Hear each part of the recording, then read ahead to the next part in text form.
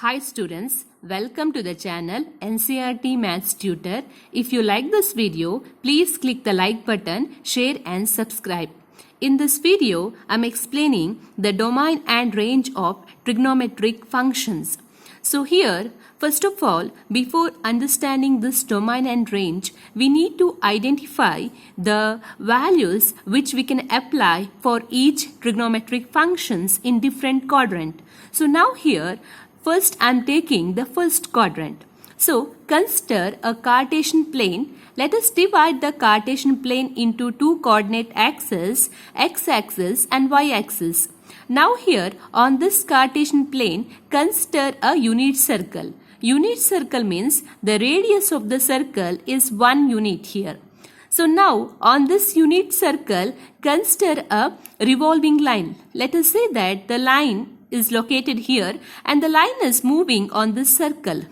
And at some point, let us say that the point is A, it creates an angle theta.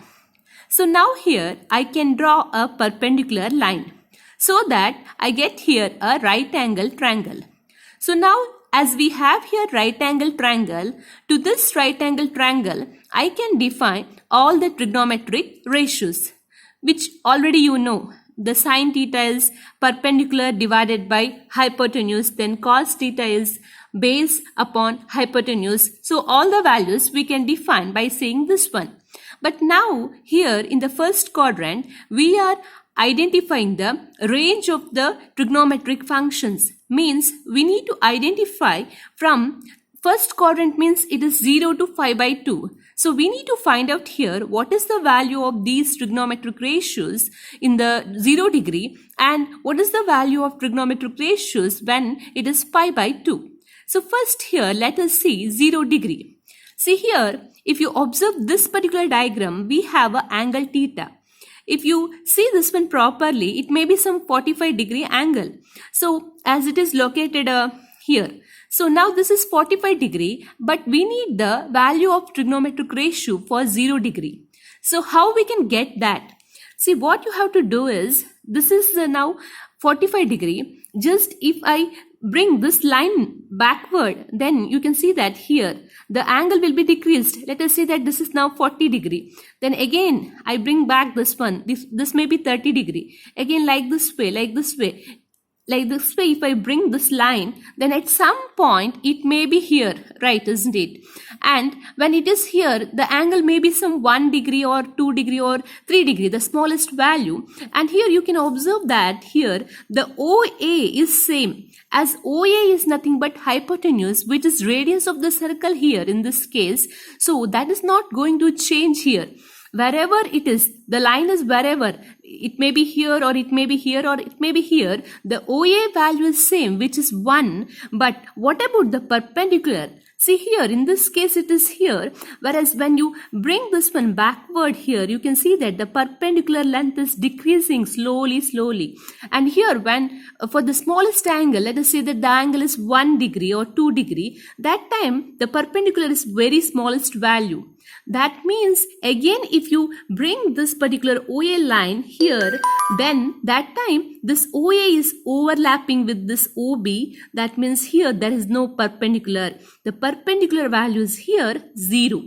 Because here this OA will completely fall on this particular line. That means in that case OA and OB are same. So now what about the value of OB, the base? See here, the base is here nothing but this one itself, the radius of the circle. And the radius of the circle, as we have taken here unit circle, which is equal to 1. So here base is equal to 1. Then next here perpendicular.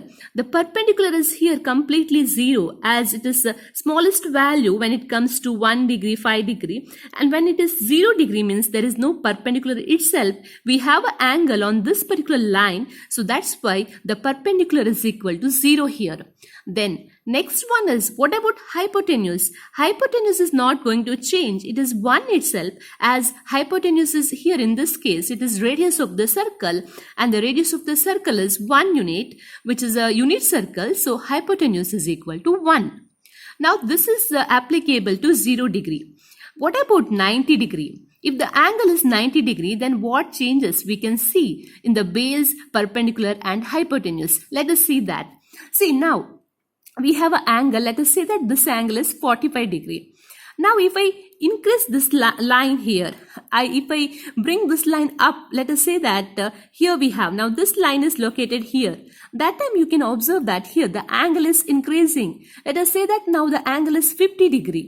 Or again, if I draw here line, the angle may be some 70 degree. If I draw the line here, the angle may be some 80 degree. And at some point here, let us say that here we have this one here.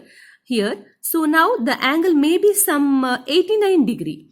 At this point, what changes you can see here? See, at this point, if I draw the perpendicular line, the perpendicular line is almost equal to the y-axis or almost equal to the hypotenuse of the circle here.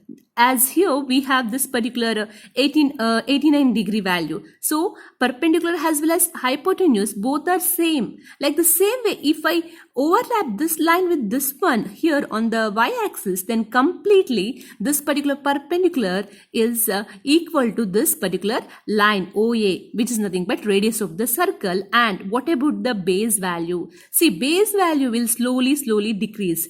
Now here we have this base value, and if the angle is this one, then perpendicular you can draw here, so base is reduced.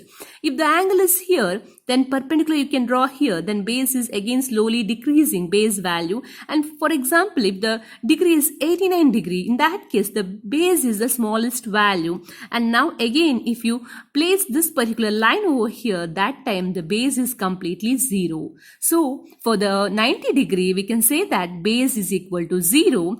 Then perpendicular is nothing but here it is hypotenuse itself. So perpendicular and hypotenuse are equal for 90 degree. So perpendicular is equal to 1 and hypotenuse is equal to 1.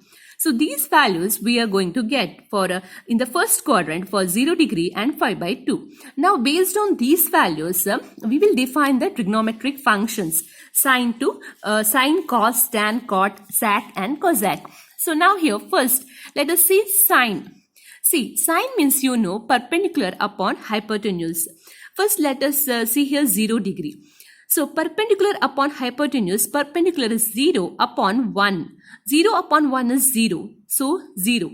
Then next this is for 0 degree. What about for pi/2? Pi/2 here, that is again perpendicular is 1 upon hypotenuse 1 upon 1, which is equal to 1. So for 0 degree it is 0 and for pi/2 it is 1. So 0 to pi/2 means you can see that the value is increasing. So we can say that here in the first quadrant the sine value increases from 0 to 1. Next here let us see cos. See, cos means it is base upon hypotenuse. So for 0 degree, base is 1 and upon hypotenuse that is 1. 1 upon 1 that is equal to 1.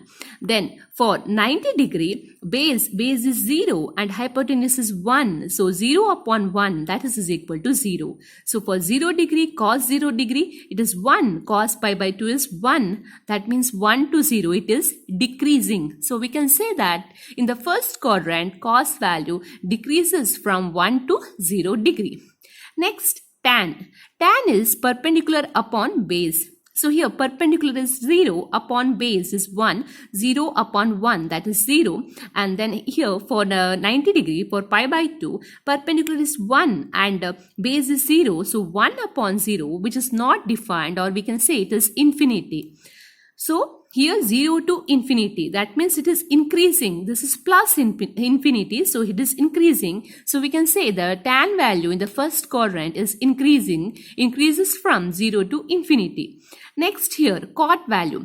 Cot is nothing but base upon perpendicular. The base value is here 1 and perpendicular is 0.